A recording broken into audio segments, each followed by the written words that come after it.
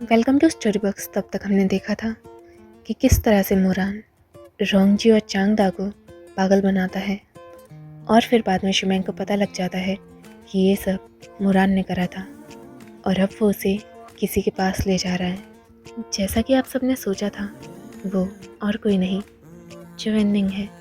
तो आगे की कहानी शुरू करते हैं। क्योंकि मोरान उस इंसान के डर से भाग गया था तो शुमैंग उसका पीछा करता है। शुमैंग शिशेंग पीक में बचपन से रह रहा है तो वो यहाँ के शॉर्टकट से काफ़ी वाकिफ़ था, इसीलिए उसे ज़्यादा दिक्कत नहीं आती मोरान को पकड़ने में। वो मोरान को पहाड़ के पीछे ले जाता है। शिशेंग पीक के पहाड़ के पीछे का रास्ता असल में भूतों की नगरी से सबसे ज़्यादा पास था। बस एक जादू की वजह से नीदर वर्ल्ड और असली दुनिया एक दूसरे से अलग हो रही थी। जब मोरान वहाँ पहाड़ के पीछे की हालत देखता है तो उसे समझ आ जाता है कि वो इंसान उस वक्त तांगशी हॉल में क्यों नहीं आया और मैडम वांग को वहाँ क्यों रहना पड़ा। ऐसा नहीं था कि वो इंसान वहाँ मदद नहीं करना चाहता था, लेकिन वो वहाँ से आ ही नहीं पाया क्योंकि भूतों की नगरी के लिए जो बैरियर्स बने थे वो टूट चुके थे।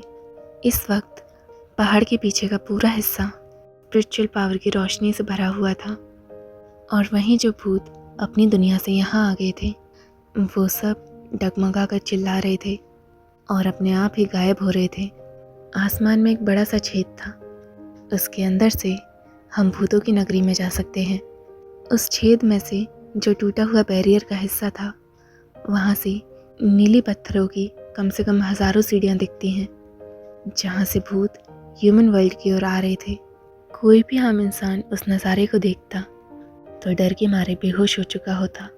जब मोरान ने ये सब पहली बार देखा था तो वो हद से ज़्यादा चौंक गया था, लेकिन अब उसको इन सब की आदत हो गई है। ये जो ह्यूमन वर्ल्ड और घोस्ट वर्ल्ड के बीच का बैरियर है, ये पुराने ज़माने में लॉर्ड फुक्शी ने बनवाया था, लेकिन अब ये बैरियर काफ़ी कमज़ोर हो गया है और दिन प्रतिदिन ये कमज़ोर होता जा रहा है, जिसे ज़रूरत पड़ती रहती है कि मॉडल कल्टीवेटर्स इसकी मरम्मत करें। हालांकि ये केवल कल्टीवेटर की शक्ति नहीं देखता, ना ही ये देखता कि वो कितना सक्षम है, बल्कि संग की संग इस बैरियर को ठीक करने में उतनी ही शक्तियाँ लगती हैं। इसका साफ साफ मतलब तो ये हुआ कि एक कल्टीवेटर अपनी शक्तियाँ खर्च करता रहे और वापस उन्हें बनाता रहे तो केवल कुछ ही मॉडल कल्टीवेटर्स हैं जो कि इस काम को करना चाहते हैं। और वैसे भी अपर कल्टीवेशन को कोई फ़र्क नहीं पड़ता, इसीलिए वो इन मुद्दों पर ज़्यादा ध्यान ही नहीं देते। लेकिन क्योंकि भूतों की नगरी के निवासी सबसे पहले लोअर कल्टीवेशन पर अटैक करते हैं तो इसीलिए लोअर कल्टीवेशन का मसीहा शिशेंग पीक उसको हमेशा आकर इन सब चीज़ों को हैंडल करना पड़ता है। शिशेंग पीक के कबीले का जो पहाड़ का पीछे का हिस्सा था उस पर हमेशा ज़्यादा निगरानी रखनी पड़ती थी क्योंकि वो जगह सबसे कमज़ोर बिंदु थी जहाँ से बैरियर कम से कम साल में 4-5 बार तो टूट ही जाया करता था। और वहीं घोस्ट वर्ल्ड के एंट्रेंस पर एक आदमी खड़ा हुआ था जिसने सफ़ेद कलर के कपड़े पहने थे और उसकी स्लीव्स हवा की वजह से उड़ रही थी।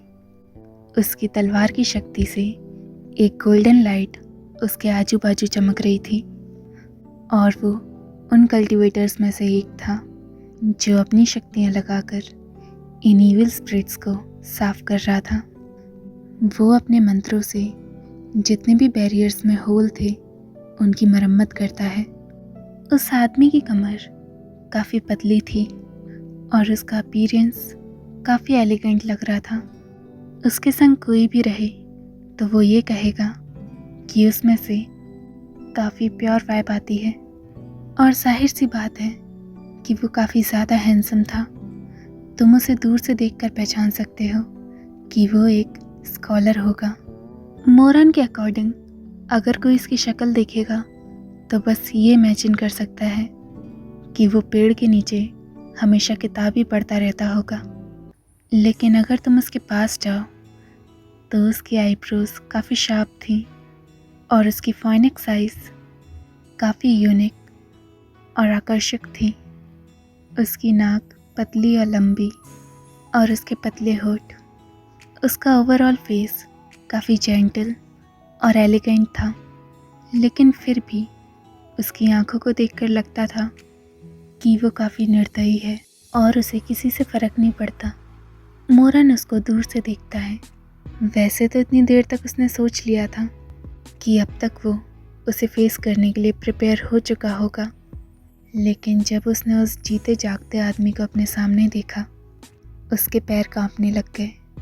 आधा डर था और आधी एक्साइटमेंट। वो और कोई नहीं, उसके शिजुन थे, चू वेनिंग।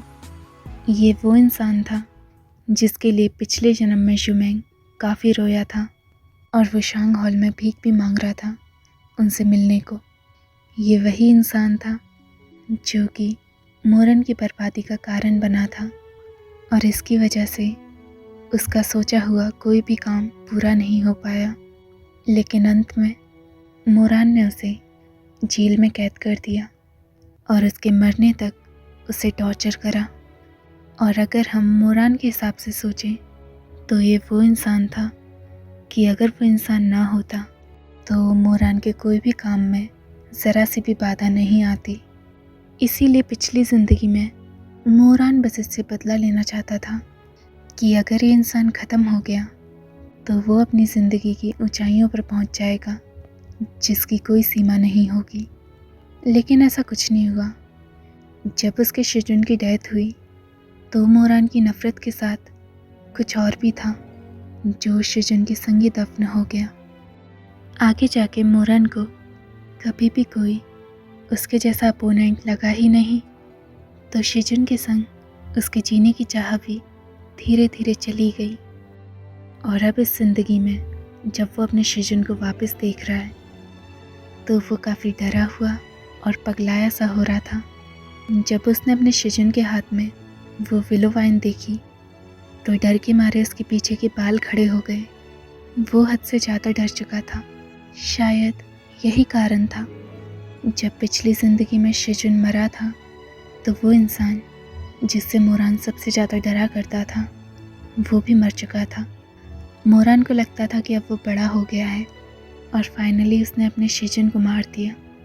और उसके बाद पूरी दुनिया में कोई नहीं बचा था जो उसे अपने नीचे झुकवाता, और ना ही उसे कोई मारने वाला बचा था। अपने ही शिजुन की मौत के दिन का जश्न मनाने को उसने पियर ब्लॉसम वाइट खोली। मैंने आपको पहले भी बताया था कि पियर ब्लॉसम वाइट एक वाइन का नाम है, और पूरी रात छत पर जाकर अकेले पीने लगा। उस रात शायद शराब के कारण ही, लेकिन जितने भी घाव उसके शिजुन ने उसके शरीर में दिए थे वो वापस उठाए थे और उसे वही दर्द पहुंचा रहे थे। और अब जब वो अपने शिजुन को अपने सामने देख रहा है तो मोरान को डर के साथ साथ घृणा और क्रोध दोनों ही आ रहा था। लेकिन एक और चीज़ थी जो उसे आ तो रही थी पर वो खुद को भी नहीं बताना चाह रहा था। वो थी खुशी। वो खुश था कि उसका अपोनेंट जो कि इससे हार गया था वो वापस आ गया था। अब इस बात पर वो खुश क्यों ना हो, अब उसकी ज़िंदगी में वापस चुनौती देने को कोई था। चुवेनिंग उन दोनों को तो देखता है लेकिन वो उन दोनों को इग्नोर कर देता है और वापस उन शैतानी रूहों से लड़ने लग जाता है। उसके एक्सप्रेशन चेंज नहीं हुए थे। उसका फेस काफ़ी काम था कि उसे देख के लग रहा था कि अभी वो बैठेगा और वीणा वादन करने लगेगा। हालांकि इतना सुंदर और कोमल इंसान अपनी तलवार से उन सब से लड़ रहा था। उसने अपनी शक्ति से वो सारी सीढ़ियाँ ख़त्म कर दी जो कि एकदम एक्सप्लोड कर चुकी थी। काफ़ी खूंखार नज़ारा था। ना जाने कितने साल हो गए थे जब मोरान ने अपने शिजुन की ऐसी शक्ति नहीं देखी थी। इतनी शक्तिशाली और जानी पहचानी ताकत देखकर मोरान के अपने पैरों पर खड़े होने की शक्ति भी जाती जा रही थी। और ऐसा हुआ भी। चंद सेकंड में मोरान अपने घुटनों पर आ जाता है और नीचे गिर जाता है। चुवेनिंग को ज़्यादा देर नहीं लगती और वो सारी काली शक्तियों को मारकर नीचे आ जाता है और मोरान और शुमैंग की तरफ आकर सबसे पहले वो मोरान को देखता है जो कि ज़मीन पर बैठा हुआ था और फिर बाद में अपनी आंखें शुमैंग की ओर करता है। उसकी फोनिक्स आइज़ हमेशा से ही कोल्ड थी और वो उन्हीं के संग बोलता है, क्या इसने फिर कुछ ऐसा करा? मोरान के डर के मारे सांस रुक जाती है। आखिरकार हमेशा से ही शिजुन सब पहले से ही समझ जाते थे। शुमैंग बोलता है, शिजुन, मोरान पहाड़ के नीचे गया था और इसने 2 गलत काम करे हैं। पहला चोरी और दूसरा अय्याशी। ये वैश्यालय गया था शिजुन, अब आप अपने तरीके से इसे दंड दें। चुवेनिंग थोड़ी देर के लिए शांत होता है। उसका फेस एक्सप्रेशन लेस था और फिर हमेशा की तरह कोल्डली बोलता है, मैं जानता हूँ। मोरन और शुमैंग दोनों ही शांत हो जाते हैं। वो दोनों ही थोड़े कंफ्यूज थे। तो उसके बाद क्या? बस इतना ही? दोनों ही ये सोचते हैं। हालांकि जैसे ही मोरन ने सोचा कि आज का उसका दिन लकी है, तभी वो अपनी नज़रें चुवेनिंग की ओर करता है और उसके सामने एक शार्प गोल्डन लाइट पड़ती है जो कि इसके गाल को हल्का सा काट देती है और उसमें से खून निकलने लगता है। उस गोल्डन लाइट की स्पीड इतनी फास्ट थी कि मोरन को अपनी आंख बंद करने की भी ज़रूरत नहीं पड़ी और उससे पहले ही वो अपने आप वापस चली गई। मोरन का मुंह खुला का खुला रह गया और उसको दर्द भी होने लग गया। चुवेनिंग ने अपने दोनों हाथ पीछे की ओर रख रखे थे और वो सीधा मोरन की ओर देख रहा था। चुवेनिंग के हाथों में एक विलो वाइन थी। इसी विलो वाइन ने मोरन का गाल काटा था। ये वाइन की शक्ल आप फोटो में देख सकते हैं कि ये किस तरह की थी। असल में ये विलो वाइन एक होली वेपन है जिसका नाम तियानवैन है। अभी उसकी तियानवैन गोल्डन और रेड कलर की लाइट छोड़ रही थी जिससे चुवेनिंग की आंखें चमक रही थीं। चुवेनिंग सेंसिबली बोलता है, मोवियू, तुम में शायद काफ़ी शौर्य आ गया है। क्या मुझे कुछ करना चाहिए ताकि मैं तुम्हें सुधार सकूं? अगर ये वही 16 साल वाला मोरान होता तो शायद वो ये सब सीरियसली नहीं लेता। उसे लगता कि शिजुन ये सब ऐसे ही कह रहे हैं और उसे डराने की कोशिश कर रहे हैं। लेकिन क्योंकि उसका पुनर्जन्म हुआ था तो वो अब अपने शिजुन को उनकी जड़ तक जानता था। उसे बस ये शब्द सुन के ही इतना डर लग रहा था कि वो बता नहीं सकता और वो सीधा अपना सर ना की ओर हिलाता है ताकि मना कर सके कि उसने ऐसा कुछ नहीं करा। वो बोलता है, शिजुन। उसके गाल में से खून निकल रहा था और उसकी आंखें चुवेनिंग की ओर थी जिसमें से आंसू की चमक साफ साफ दिखाई दे रही थी। वो जानता था कि इसका पपी फेस काफ़ी ज़्यादा दयावान लग रहा होगा और वो मौके का फ़ायदा उठाते हुए बोलता है, इस डिसेबल ने कभी कुछ नहीं चुराया और ना ही कभी वैश्यालय गया। ऐसा क्यों है कि शिजुन ने केवल युमेंग की बातें सुन ली और सीधा वार कर दिया? क्या शिजुन मेरी तरफ की कहानी नहीं सुनना चाहते? और सब लोग शांत हो जाते हैं। मोरन हमेशा 2 ट्रिक्स यूज़ करता था अपने अंकल को फंसाने के लिए। पहला कि वो क्यूट होने की एक्टिंग करे और दूसरा कि वो इसी तरह से पिटीफुल लुक दे। अब उसने ये तरीका चुवेनिंग पर आजमाया था और ऐसा लग रहा था कि जैसे अभी आंसू उसकी आंखों से गिर जाएंगे। और वो बोलता है, क्या ये डिसिपल शिजुन की नज़रों में ज़रा भी मायने नहीं रखता? क्यों ना शिजुन मुझे अपनी तरफ की कहानी सुनाने दे। ये सुनकर शुमैंग गुस्से में बोलता है, मोरान, तुम गंदे से कीड़े, तुम सही में बेशर्म हो। शिजुन इसकी बातें ना सुने। ये 1 नंबर का घटिया आदमी है। इसने सही में चोरी करी है। सारी चुराई हुई चीज़ें इसके पास हैं। चुवेनिंग फिर मोरान की ओर देखता है और फिर से कोल्डली बोलता है, मोरान, क्या तुमने सही में चोरी नहीं करी? मोरान कहता है, कभी नहीं।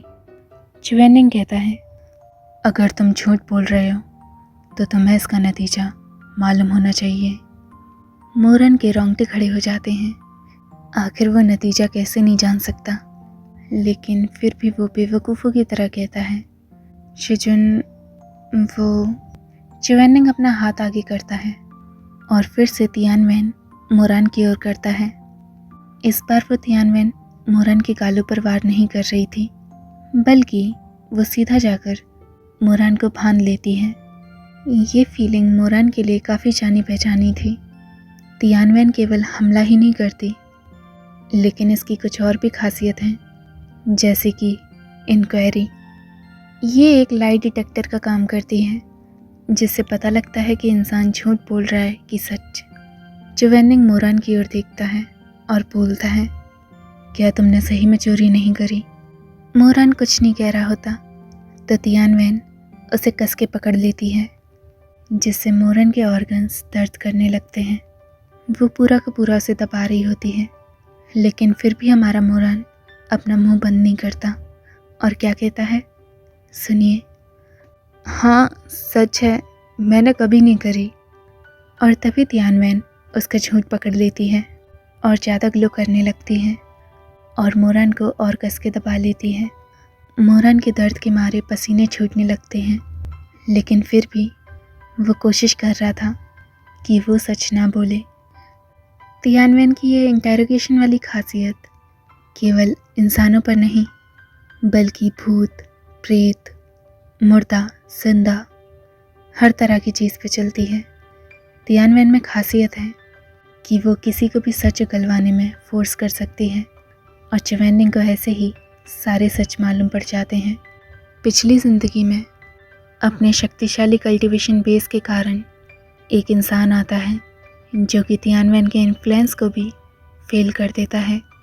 वो इंसान आगे जाके कल्टीवेशन वर्ल्ड का राजा बनता है, यानी कि हमारा मोरान।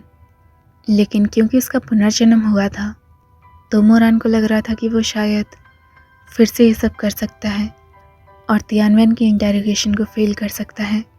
लेकिन अब उसे समझ आ गया था कि वो गलत था और वो इतना दर्द नहीं बर्दाश्त कर पाता और वो चिवेनिंग के आगे झुक के कहता है, हाँ मैंने चुराया था, और उसका दर्द एकदम से गायब हो जाता है। मोरन ने अभी सांस भी नहीं ली थी कि तभी चिवेनिंग वापस बोलता है और अब उसकी कोल्ड वॉइस में थोड़ा सा गुस्सा भी दिख रहा था, क्या तुम वैश्यालय जाते हो? अब समझदार लोग वापस बेवकूफ़ों वाली हरकत नहीं करते। अब वो जानता था कि कुछ भी करने से कुछ नहीं होना, तो मोरान सीधा कहता है, हाँ मैं जाता था, शिजुन प्लीज़, अब और सवाल नहीं। ये सुनकर शिमेंग पूरा नीला पड़ जाता है और मोरान की ओर चिल्लाते हुए बोलता है, तुम मतलब तुम गए थे? तुम ऐसा कैसे कर सकते हो? रोंगजी तो एक आदमी है। ऐसा कैसे? लेकिन उसकी बातों पर दोनों में से कोई अटेंशन नहीं देता और चिवेनिंग अपनी तियानवेन वापस लेता है। मोरन वापस सांसें लेने लगता है। उसका पूरा शरीर पसीने से भर चुका था और उसका चेहरा पूरा सफ़ेद था। उसके होंठ कांप रहे थे। वो सीधा ज़मीन पर लेट जाता है। उससे ज़रा भी हिला नहीं जा रहा था और थोड़े वक्त बाद वो अपनी लंबी पलकों से चिवेनिंग की ओर देखता है। चिवेनिंग, जो कि काफ़ी एलिगेंट लग रहा था, उसने अपने सर के ऊपर जेड क्राउन पहन रखा था और इसकी स्लीव्स ज़मीन तक झुक रही थी। मोरान के दिल से वो नफ़रत वापस एकदम से जग जाती है और वो मन में सोचता है, चिवेनिंग, अब तो मुझे यकीन हो गया कि इस समृद्ध आदमी ने पिछली ज़िंदगी में तुम्हारे संग जो भी करा था सब सही था। पुनर्जन्म के बाद भी तुम में ज़रा सा भी फ़र्क नहीं दिख रहा मुझे। अब तो मुझे तुमसे और नफ़रत हो रही है। Fuck you Chevening, fuck you. Chevening को ज़रा भी अंदाज़ा नहीं था कि मोरन उसे क्या क्या नहीं सुना रहा। वो उधर ही खड़ा रहता है और फिर से कोल्डली बोलता है, शिमेंग। और वहीं शिमेंग अपनी ही सोच में था। वो सोच रहा था, वैसे तो मैं जानता हूँ कि आजकल के ज़माने में अमीर लोगों को काफ़ी मज़े आते हैं कि लड़कियों के बाद लड़कों के संग मस्ती करी जाए, लेकिन फिर भी ये मोरान ऐसा कैसे? और थोड़ी देर बाद वो बोलता है, जी शिजुन कहिए। चुवैनिंग कहता है, मोवियू ने 2 गलत काम करे हैं। पहला कि उसने चोरी करी और दूसरा कि वो वेश्यालय गया। उसे अभी यानलू हॉल ले जाओ ताकि वो अपनी गलती का पश्चाताप कर सके, और उसके बाद कल सुबह तुम्हें उसे platform of righteousness and evil पर लाना है ताकि ये सबके सामने अपनी सज़ा ले सके। शुमैंग एकदम से चौंक जाता है। क्या? सबके सामने? सबके सामने का मतलब जहाँ पर शशांक पीक के सारे डिसिपल होंगे, संग के संग सारे टीचर्स भी, और तो और लड़कियाँ भी। ये तो काफ़ी शर्मनाक होगा। सब जानते हैं कि मोरान शशांक पीक का डिसिपल है। वैसे तो स्कूल के कायदे कानून काफ़ी सख्त हैं, लेकिन क्योंकि मोरान संग के संग यंग मास्टर है तो उसके अंकल हमेशा उसे छूट दे देते हैं। उसके अंकल को दुख था कि इतनी सी उम्र में मोरान ने अपने माँ बाप खो दिए, और इतने सालों तक वो अकेले ऐसे ही भटकता रहा जब तक अंकल शू ने उसे ढूंढ नहीं लिया। इसीलिए वो उसे पनिशमेंट देने के बारे में सोच भी नहीं सकते, चाहे मोरान कुछ भी कर ले। अंत में उसके अंकल उसे हमेशा अकेले में ही जाके समझाते थे। लेकिन शिजुन, वो तो कबीले के कुल प्रमुख की भी नहीं सुनते। वो सीधा उनके प्यारे भतीजे को platform of righteousness and evil में भेज रहा है ताकि वो जनता के सामने शर्मिंदा हो सके। यंग मास्टर मो को काफ़ी कुछ झेलना था। अब तो इतना झेलना था कि इतना शुमैंग ने भी नहीं सोचा था। लेकिन फिर भी मोरान ज़रा भी सरप्राइज नहीं था। वो ज़मीन पर बैठा हुआ था और मजाकिया वे में एक मुस्कान छोड़ता है। आखिरकार मेरे शिजुन है ही इतने महान। पिछली ज़िंदगी में भी शिमी की मौत के बावजूद चुवैनिंग ऐसा ही था, एकदम कोल्ड। मोरान इतना रोया था, इतना अपने शिजुन के आगे गिड़गिड़ा रहा था, ज़मीन पर गिरते गिरते भीख मांग रहा था। लेकिन चुवैनिंग ने तो अपने कान सुन कर लिए थे, और इसी के कारण उसका एक डिसिपल शिमी अपनी आखिरी सांस लेता है। उसके बावजूद मोरान इतनी ज़ोर ज़ोर से रो रहा था, लेकिन चुवैनिंग बस खड़ा था और कुछ नहीं। वैसा ही वो अब कर रहा है। उसे platform of righteousness and evil में भेज के जनता के सामने शर्मिंदा करना उसके लिए कोई बड़ी बात नहीं। मोरान को बस एक ही दुख था कि इसका कल्टीवेशन बेस इतना कमज़ोर क्यों है। क्यों वो अभी के अभी चुवैनिंग को सबक नहीं सिखा सकता। क्यों वो उसके बाल खींच के, उसकी खाल फाड़ के जनता के सामने बेइज्जत नहीं कर सकता। उसे ना तो वो कोई कष्ट दे सकता और ना ही उसकी सबसे प्यारी चीज़, उसकी इज्जत, वो छीन सकता, जिसकी वजह से चुवैनिंग बस एक चीज़ चाहे, वो है खुद की मौत। ये सब सोचते हुए मोरान चाहकर भी अपने अंदर की नफ़रत अपनी आंखों से नहीं छुपा पा रहा था। चुवैनिंग उसे देख लेता है और वो मोरान की ओर नज़र डालता है। उसका खूबसूरत सा चेहरा कोल्डली फिर से एक सवाल पूछता है, तुम किस बारे में सोच रहे हो? मोरान मन में, फक, ये क्या हो रहा है? तियानवेन अभी मोरान से पूरी तरह अलग नहीं हुई थी, और फिर से तियानवेन उसे जकड़ने लगती है और उसे फिर से वही दर्द होता है। वो दर्द के मारे चिल्लाता है और कोशिश कर रहा था कि वो सारी की सारी सोच जो वो सोच रहा है उसे नष्ट कर सके, लेकिन फिर भी कोई फ़र्क नहीं पड़ता। और थोड़ी देर बाद मोरान चिल्लाता है, चुवैनिंग, तुम्हें क्या लगता है तुम हद से ज़्यादा अच्छे हो? Fuck you to death. और फिर कोई भी आवाज़ नहीं आती। सब शांत नहीं थे बल्कि चौंक चुके थे। चुवैनिंग, शुमैंग दोनों के दोनों एकदम से चौंक जाते हैं। तभी चुवैनिंग अपनी तियानवेन वापस लेता है और उसे अपनी बॉडी के अंदर छुपा लेता है। तियानवेन चुवैनिंग की ही ब्लड और बोन से बनी थी, जिसे चुवैनिंग जब मन चाहे तब जागरूक कर सकता था और जब मन चाहे तभी गायब कर सकता था। शुमैंग घबराया हुआ था और बोलता है, शिजुन। लेकिन चवन्निंग कुछ नहीं बोलता और अपनी लंबी लंबी पलकों से अपने हाथ को निहारता रहता है जिससे उसने तियानवेन वापस ली थी, और वो अपनी आंखें वापस मोरान की ओर उठाता है। इस बार उसके एक्सप्रेशन और भी ज़्यादा कोल्ड थे और वो बोलता है, ये डिसिपल और कुछ नहीं, मौत मांग रहा है।